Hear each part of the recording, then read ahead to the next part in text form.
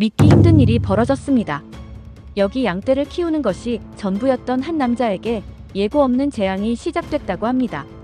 악명 높은 야생 스라소니와 코요테 떼가 번갈아 나타나 양들을 위협했지만 보험사도 경찰도 이웃도 그를 돕지 않았다고 하는데요. 그렇게 절망하고 있던 그때 한국에서 데려온 개 2마리가 프랑스 양떼 농장을 구출했다고 합니다.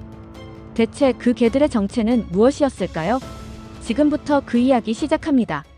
저는 매일 새벽 차갑고 맑은 프랑스 알프스의 공기 속에서 잠을 깼습니다. 제 이름은 루이고 이 산골짜기에서 양을 키우며 살아왔습니다. 창밖으로 보이는 풍경은 늘 비슷했지만 그 안에는 제 삶의 모든 것이 담겨 있었죠. 눈 덮인 봉우리 위로 햇빛이 조심스럽게 번지고 차가운 바람이 제 얼굴을 스치면 저는 오늘도 살아있음을 느꼈습니다. 양모 코트를 걸치고 무거운 부츠를 신은 채 저는 보더 콜리 맥스를 데리고 들판으로 나섰습니다. 서리가 내려앉은 풀밭은 바삭하게 얼어 있었고 제 발자국 소리가 공기 속에 또렷이 남았습니다. 울타리를 따라 걷으며 기둥이 부러진 곳은 없는지 늑대가 들이닥친 흔적은 없는지 하나하나 살폈죠. 양들은 아직 졸린 눈으로 천천히 풀을 뜯고 있었습니다. 저는 하나하나 이름을 불렀습니다. 미미, 마르셀, 피에르 그들은 단순한 가축이 아니라 제 친구이자 가족이었습니다. 그날도 평화롭게 하루를 시작할 수 있을 줄 알았습니다. 하지만 어느 날 계곡에서 이상한 울음소리가 들렸습니다. 처음엔 바람이 부는 소리인 줄 알았지만 곧 분명하게 들려왔죠. 낮고 길고 어디선가 배고픔에 지친 짐승의 울부짖음 같았습니다. 불안해진 저는 손전등을 챙겨 동쪽 목초지로 달려갔습니다. 안개 속을 가르며 달려간 그곳에는 참혹한 광경이 펼쳐져 있었습니다. 작은 양 몇 마리가 찢겨진 채 쓰러져 있었고 흰 양털은 피에 젖어 붉게 물들어 있었습니다. 저는 얼어붙은 채 무릎을 꿇고 가장 작은 양을 안아들었습니다. 그 양의 눈은 생기를 잃은 채 멍하니 저를 바라봤습니다. 맥스는 곁에서 낮게 으르렁거렸고 저는 더 이상 아무 말도 할 수 없었습니다. 그날 저는 7마리의 양을 잃었습니다. 제 조부모, 부모님에 이어 제가 지켜온 이 양떼는 우리 가족의 자부심이었고 저의 전부였습니다. 그들을 지키지 못한 자신이 너무도 원망스러웠습니다. 그날 이후 저는 울타리를 보강하고 전기선을 설치했습니다.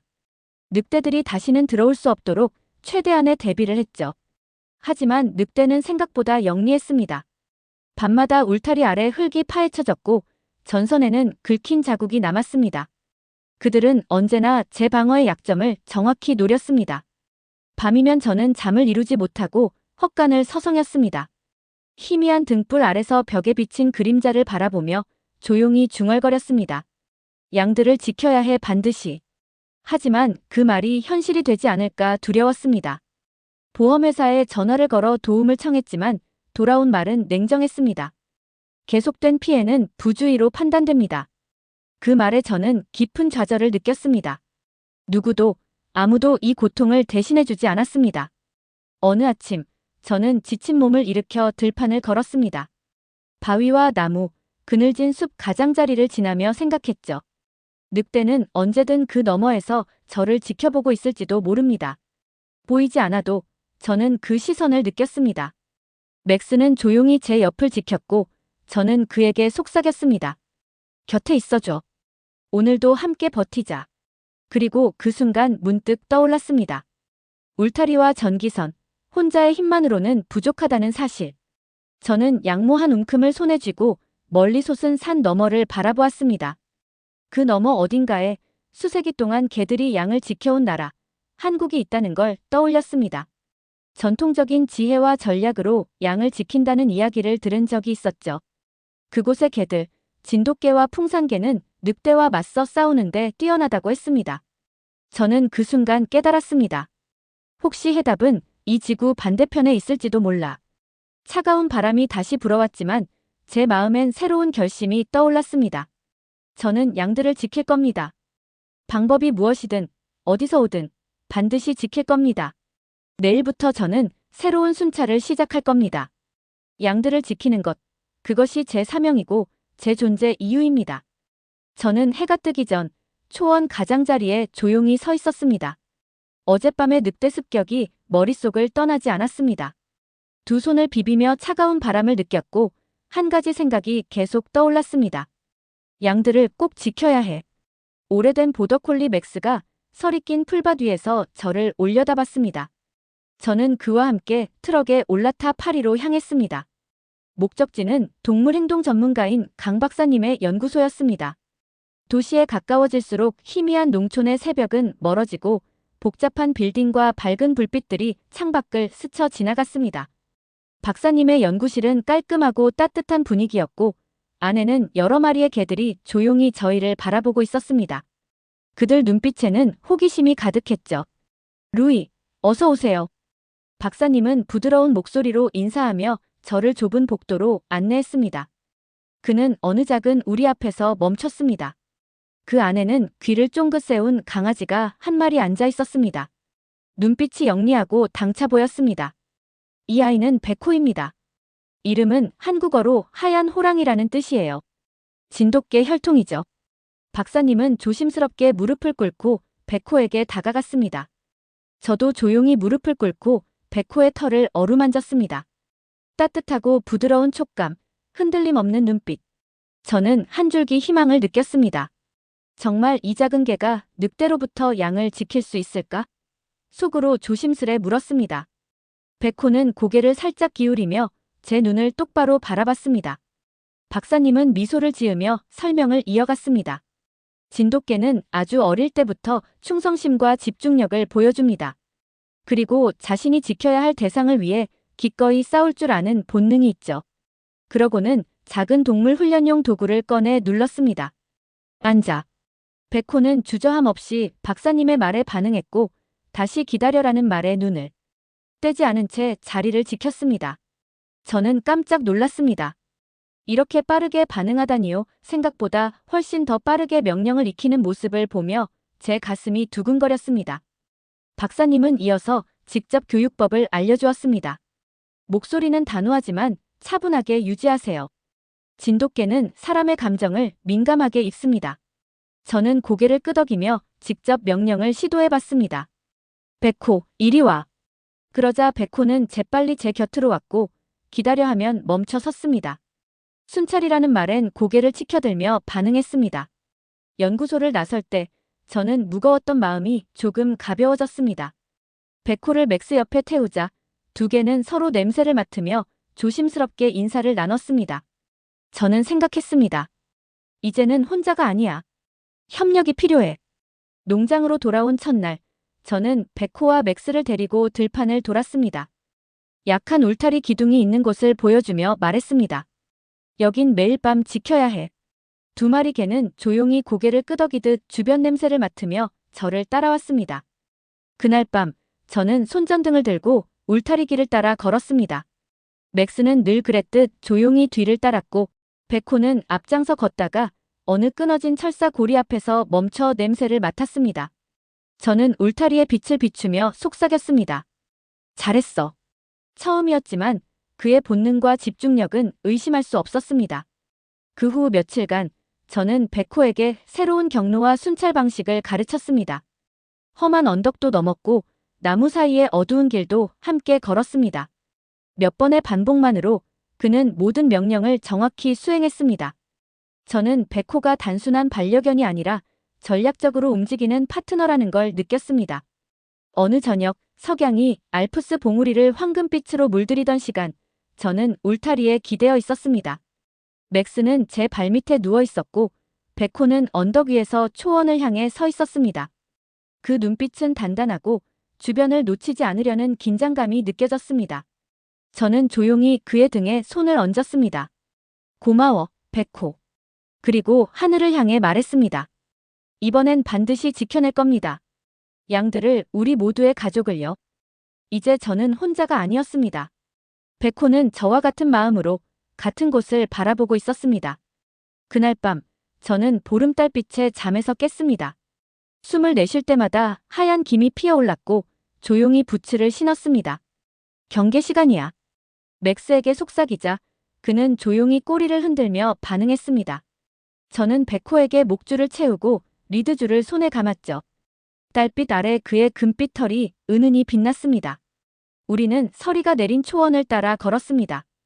귀를 세운 채 조심스레 움직이며 동쪽 울타리 쪽으로 향했습니다. 지난번 늑대의 흔적이 남아있던 그곳이었습니다. 손전등 불빛이 어둠을 가르며 앞을 비췄고 바위 하나, 나뭇가지 하나까지도 살아 움직이는 듯한 긴장감이 감돌았습니다. 제 손은 리드줄을 단단히 쥐고 있었고 늑대들이 어딘가에 숨어 있을지도 모른다는 불안이 마음을 짓눌렀습니다. 그때 낮은 울음소리가 계곡 너머에서 들려왔습니다. 맥스는 낮게 으르렁거렸고 베코는 자세를 낮춘 채 귀를 바짝 세웠습니다. 울음소리는 점점 가까워졌고 제 심장은 더 빠르게 뛰었습니다. 방심하지 말고 가까이 있어. 제가 말하자 두 개는 조용히 제 옆을 지켰습니다. 베코는 땅을 맡으며 조심스럽게 앞으로 나아갔고 그 모습에서 강한 집중력이 느껴졌습니다. 그 순간 목초지 가장자리에서 두 형체가 모습을 드러냈습니다. 늑대들이었습니다. 눈빛이 번뜩였고 그 기운에 손전등을 들고 있던 손이 떨렸습니다. 하지만 저는 스스로에게 되새겼습니다. 양들을 지켜야 해. 맥스가 크게 짖어 경고했고 늑대들은 멈춰섰습니다. 긴장이 감도는 그 순간 저는 베코의 이름을 불렀습니다. 그는 낮게 으르렁이며 천천히 앞으로 나섰고 단단한 자세로 늑대들과 마주했습니다. 베코는 짖지 않았습니다. 뛰어들지도 않았습니다. 그는 그냥 그 자리에 서서 조용하지만 단단한 눈빛으로 늑대들을 응시했습니다. 달빛 아래에서 그의 실루엣은 한없이 강해 보였습니다.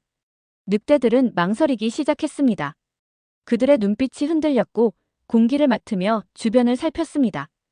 긴 침묵 끝에 그들은 천천히 몸을 돌려 숲속 어둠 속으로 사라졌습니다. 저는 긴 숨을 내쉬고 베코에게 달려가 조용히 껴안았습니다. 잘했어. 내가 지켜줬어. 그의 따뜻한 털이 제 뺨을 감싸 안는 듯했고 맥스는 주위를 돌며 꼬리를 흔들고 있었습니다. 목초지는 다시 평온을 되찾았죠. 저는 늑대들이 머물렀던 자리로 가서 눈 위에 남은 발자국을 살펴봤습니다. 그 순간 베코가 보여준 침착함과 전략이 단순한 본능이 아니라는 걸 실감했습니다. 그는 늑대의 움직임을 읽고 위협적인 자세로 무리를 제압했습니다. 겉으로 드러나지 않은 지혜와 판단력이 느껴졌습니다. 그건 수백 년 전부터 한국에서 이어져 온 개들의 본성이자 훈련의 결과일지도 모르겠습니다. 헛간으로 돌아와 저는 모든 양들을 하나하나 확인했습니다. 미미가 반갑게 울었고 마르셀은 제 손을 가볍게 쳤습니다. 한 마리도 빠지지 않고 모두 무사했습니다. 제 어깨에 짓눌렸던 긴장이 그제야 풀렸습니다. 저는 베코의 등에 앉은 눈을 털어주며 말했습니다. 정말 고마워, 베코. 그날 밤 저는 잠자리에 누워 그 순간들을 곱씹었습니다. 늑대들의 눈빛, 베코의 흔들림 없는 자세, 맥스의 든든한 존재감. 그제야 깨달았습니다. 진짜 방어란 단지 울타리나 벽을 높이는 것이 아니라는 것을요. 진심과 충성, 전략과 협력, 그리고 믿음이 모여야 비로소 지켜낼 수 있다는 것을요. 오늘 밤 우리는 함께 양들을 지켜냈습니다. 그리고 그 사실만으로 저는 충분히 감사하고 자랑스러웠습니다. 저는 다시 새벽이 오기 전에 눈을 떴습니다. 하지만 오늘은 어제와 달랐습니다. 마음속에는 분명한 계획이 자리 잡고 있었습니다. 전날 밤 베코가 보여준 모습은 정말 인상 깊었죠. 그의 충성심, 용기, 그리고 정확한 판단력은 제 기대 이상이었습니다. 하지만 동시에 한 가지 사실도 분명해졌습니다. 아무리 뛰어난 개라도 혼자서는 넓은 들판 전체를 감당할 수 없다는 것이었습니다. 그래서 저는 다시 파리로 향했습니다. 강 박사님이 반갑게 맞아주셨습니다. 루이 씨를 위해 준비된 친구가 있어요. 박사님은 저를 조용한 우리 앞으로 안내하셨고 그 안에는 작은 염소만큼이나 커다란 검은 강아지가 저를 바라보고 있었습니다. 검은 털은 윤기가 돌았고 마치 비에 젖은 바위처럼 묵직한 인상을 주었습니다. 이 아이는 흑호예요. 한국어로 검은 호랑이라는 뜻이죠. 풍산개입니다. 한국의 추운 산악지역에서 자라온 개로 강하고 침착하며 상황 판단이 매우 뛰어납니다. 박사님의 설명이 끝나자 저는 무릎을 꿇고 조심스럽게 손을 뻗었습니다. 흑호는 고개를 살짝 숙였다가 제 눈을 또렷하게 바라봤습니다. 그 순간 저는 말로 표현하기 힘든 따뜻함을 느꼈습니다. 이미 그 눈빛 속엔 충성심이 담겨 있었으니까요. 바로 그때 밖에서 기다리던 백호가 창살에 코를 갖다 댔습니다. 두 한국개는 서로의 냄새를 확인하며 인사를 나눴고 백호는 꼬리를 살짝 흔들었습니다. 흑호는 귀를 쫑긋 세우며 응답했죠. 저는 그들이 곧 잘 협력할 수 있으리라는 걸 직감했습니다. 농장으로 돌아온 뒤 저는 흑호를 맥스와 백호에게 소개했습니다. 맥스는 익숙한 방식으로 짖으며 인사했고 백호는 반가운 듯 앞으로 뛰어올랐습니다. 흑호는 차분하게 그 자리를 지키고 있었고 눈빛에는 경계와 준비가 느껴졌습니다. 저는 그들의 모습에서 이제 하나의 진짜 팀이 만들어졌다는 확신을 얻었습니다. 그날 밤 저는 새롭게 세운 순찰 계획을 세 마리 개에게 설명했습니다. 들판을 동쪽 언덕 구역과 남쪽 출입문 구역으로 나누고 역할을 정했죠. 백호는 언덕을 막고 흑호는 문 근처를 지켜줘. 맥스와 나는 너희를 도울게. 개들은 조용히 제 말을 들으며 이해하는 듯한 눈빛을 보였습니다. 훈련받은 그들의 태도는 전략을 곧 실행에 옮길 준비가 되어 있었죠. 달빛이 은은히 퍼지는 밤, 우리는 다시 들판으로 나섰습니다. 백호는 몸을 낮추고 귀를 세운 채 언덕 쪽으로 빠르게 움직였습니다. 흑호는 문 앞에 무겁고 안정된 자세로 자리를 잡았습니다. 어둠 속에서도 그의 존재감은 마치 갑옷처럼 단단해 보였습니다. 맥스와 저는 뒤를 따르며 전체 상황을 살폈습니다. 잠시 후 백호가 언덕 위에서 한 번 크게 짖었습니다. 저는 서둘러 그쪽으로 달려갔고 느슨해진 울타리 판자를 발견했습니다. 그 틈은 늑대들이 충분히 침입할 수 있는 크기였죠. 저는 서둘러 판자를 고정했고 백호는 자랑스럽게 꼬리를 흔들며 지켜봤습니다. 그의 예리한 감각 덕분에 또 한 번 위험을 막을 수 있었습니다. 그 시각 남쪽 문 쪽에서는 흑호가 경계 근무를 서고 있었습니다. 저는 문 쪽을 돌아보며 멀리서 조심스레 다가오는 늑대 한 마리를 발견했습니다. 흑호는 낮고 깊은 으르렁거림을 내며 늑대를 향해 한 발짝도 물러서지 않았습니다. 결국 늑대는 주춤거리다 나무들 속으로 물러났습니다. 싸우지 않아도 흑호는 자신의 존재만으로 경계선을 지켜낸 것입니다. 순찰을 마치고 헛간으로 돌아왔을 때 양들은 저희를 향해 가까이 모여들었습니다. 부드러운 양털이 제 다리를 스치며 인사를 했고 저는 익숙한 이름들을 하나하나 불렀습니다. 미미, 마르셀, 피에르 그리고 마지막 어린 양까지 모두 무사했습니다. 안도감이 제 가슴을 가득 채웠습니다. 저는 집더미 위에 무릎을 꿇고 백호의 따뜻한 목덜미와 흑호의 단단한 등을 쓰다듬었습니다. 고마워. 너희 덕분이야. 정말 잘했어. 개들은 나란히 누워 쉬고 있었지만 눈빛은 여전히 깨어 있었습니다.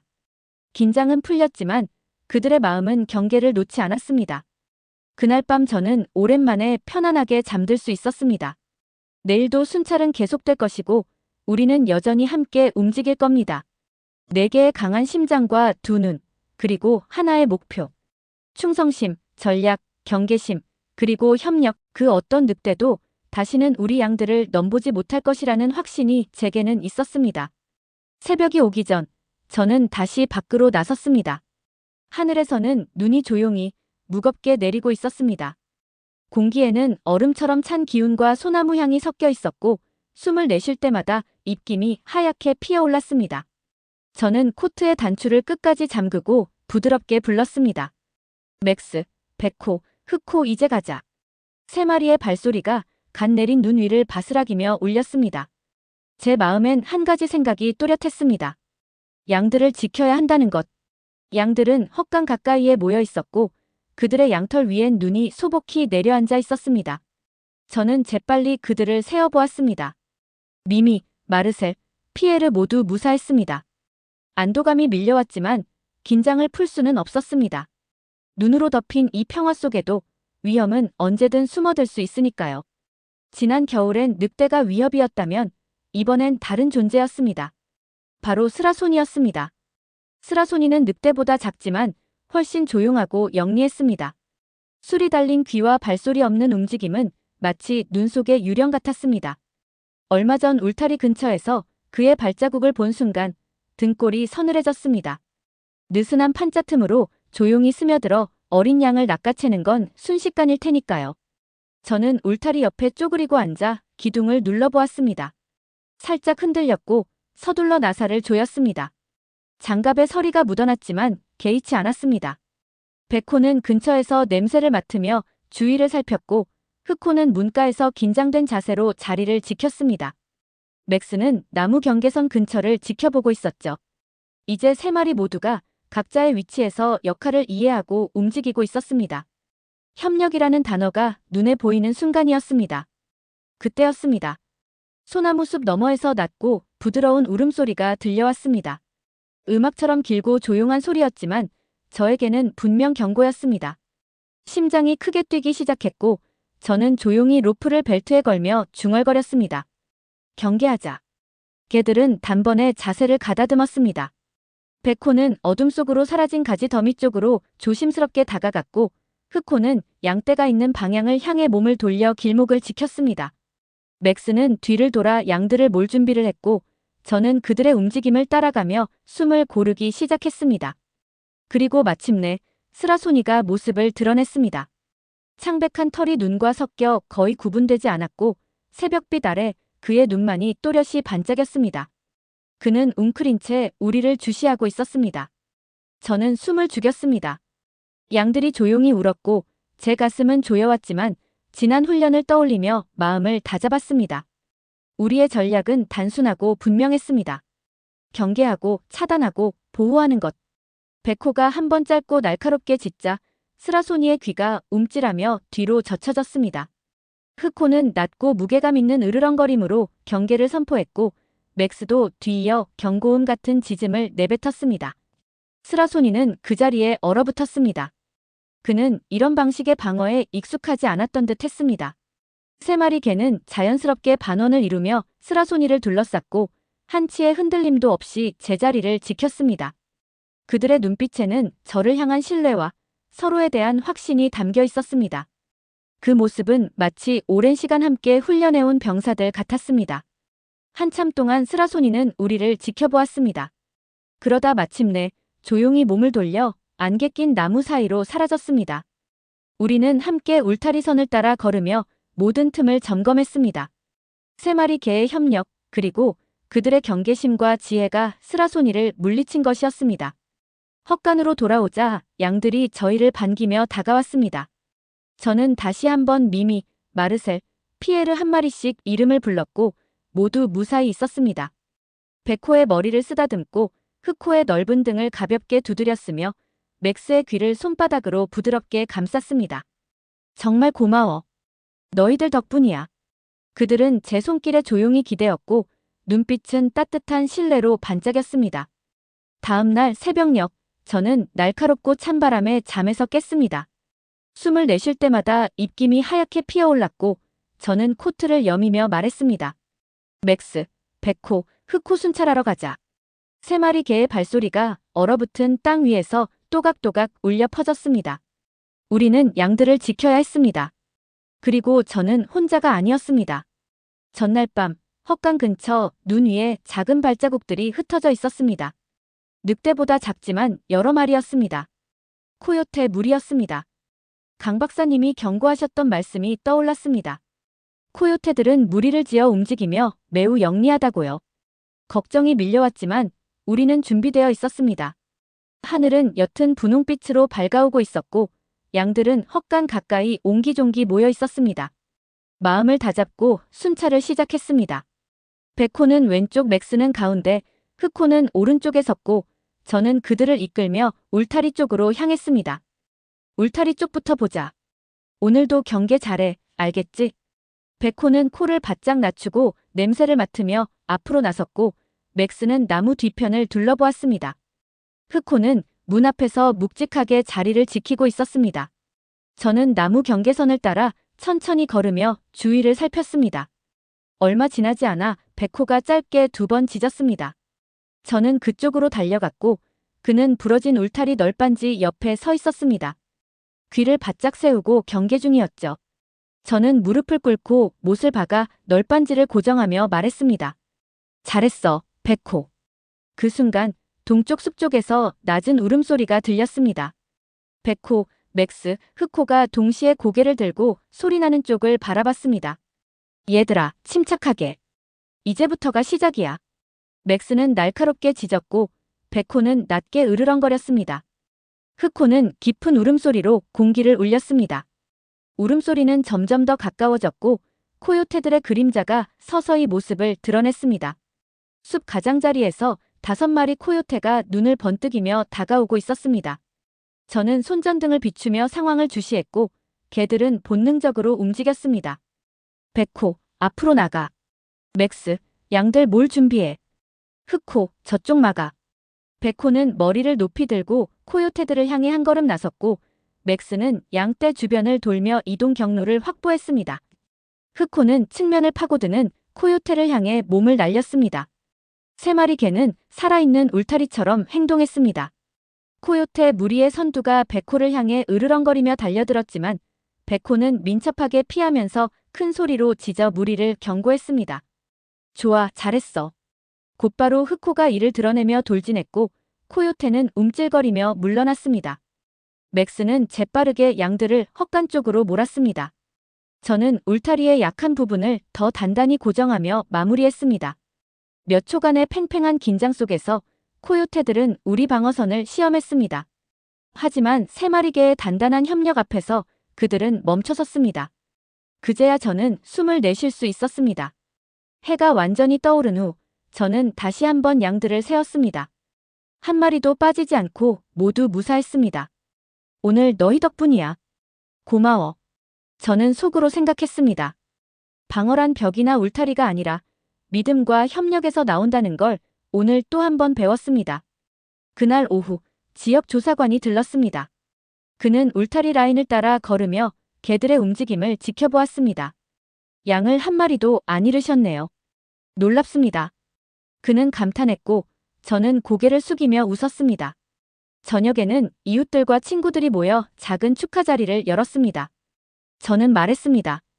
이 아이들 덕분입니다. 백호와 흑호는 한국에서 온 아이들이고 맥스는 우리 집을 오래 지켜온 친구입니다. 이 셋이 함께 우리 양들을 지켜냈습니다. 사람들이 환호하며 잔을 들어 올렸습니다. 저는 지친 몸을 이끌고 별빛 아래 서서 속삭였습니다. 계속 지켜내자. 백호, 흑호, 맥스. 우리 함께 양들을 지켜내자. 그리고 저는 알고 있었습니다. 충성심과 전략, 경계와 협력으로 우리는 이 땅을 지켜낼 수 있다는 것을요. 오늘 사연 어떠셨나요? 재미있으셨나요? 감동무지개는 늘 여러분 곁에서 따뜻한 이야기를 전해드릴게요. 오늘 이야기가 좋으셨다면 구독과 좋아요, 알림 설정도 부탁드려요. 여러분의 하루가 무지개처럼 반짝이시길 바랍니다.